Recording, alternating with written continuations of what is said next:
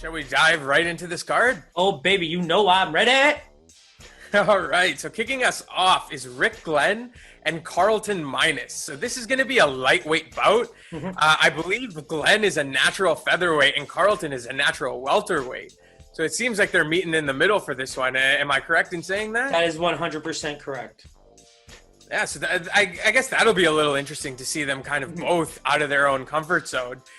Glenn sports a nice 21-6 record, but he is only 3-3 in the UFC, so that's a little bit troubling. He hasn't fought since 2018, where he lost in decision to Kevin Aguilar. So I'm really curious to see what he has left, in the tank, as we haven't seen him for a while. It's funny, kind of touching on that Beaver bias, but Gavin Tucker was, his only loss is to Rick Glenn. So let's see what he brings into this one.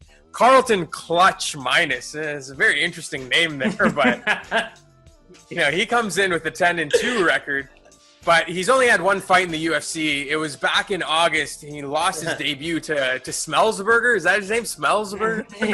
Yeah, bro. We actually bet on Simonsberger in that fight and lost, because that was actually a really, really close fight, but he ended up losing that decision there.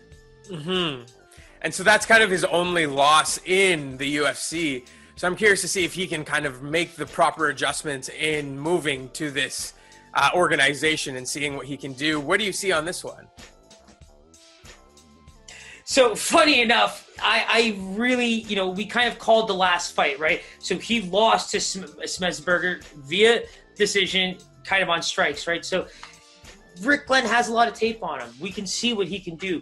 So we kind of want to go at this safe fight by fight. Most recently, he did fight Aguilar and lost. Aguilar had him rocked quite a bit. He was able to get him up against the fence, was able to tire him out towards that, last round. It was actually a really good fight. And that was back in 2018. So my main issue right now with Glenn is I actually believe he has every opportunity to win this fight. You have, Minus on the other side, who just doesn't have the same experience. He doesn't have that, you're not getting that type of exposure in Alaska. It's just that simple. And when I look at him fight, he's not the quickest striker, but he's technical. He's a technical striker. But, moving down in weight, you are going to be taking on a faster striker. The fact that, Glenn's even moving up tells you even more so. Without even giving out much in height, he's going to get a pretty good striker and grappler that's going to be able to push the pace in many different ways. So it's not that I see this as a toss-up fight for anyone, but I really do see Glenn being way more well-versed to be able to kind of dictate where this fight goes, how it goes. The striking of Carlton Minus doesn't look scary in terms of what he's faced. Like, Aguilar took it to him. He was a busted mess by the end of that fight.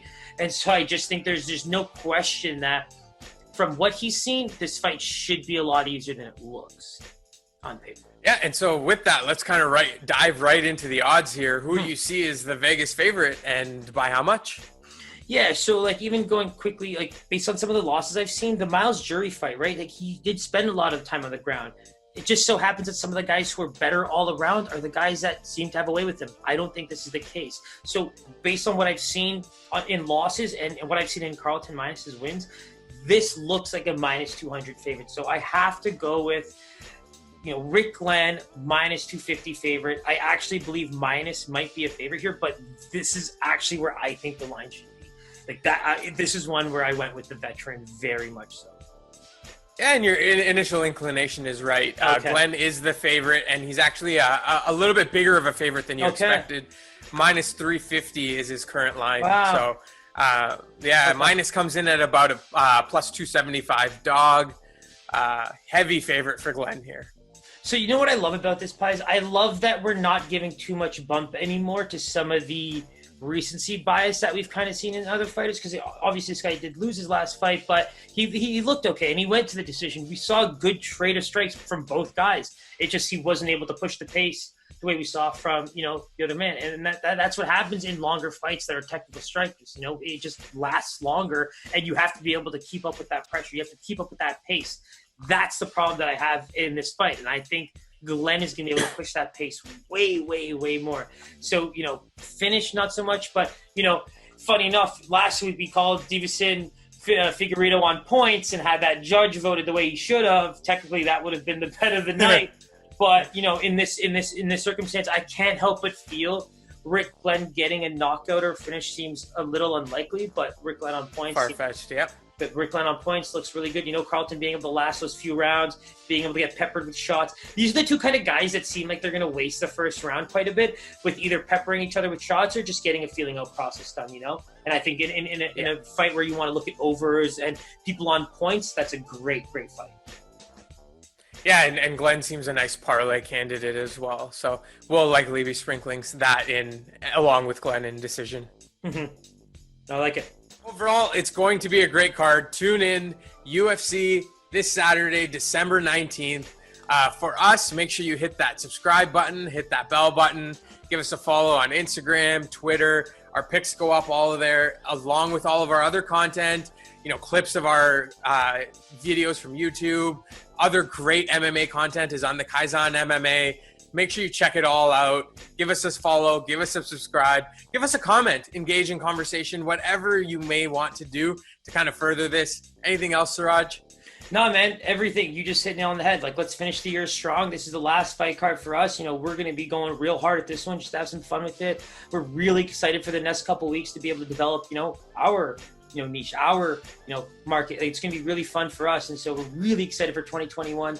And, if we don't really, since we don't have a card, as the vet, the bet, and the casual, happy holidays, happy Merry Christmas, Happy New Year, and we'll see you for the next card. But, maybe we get you some new content in that time. We shall see.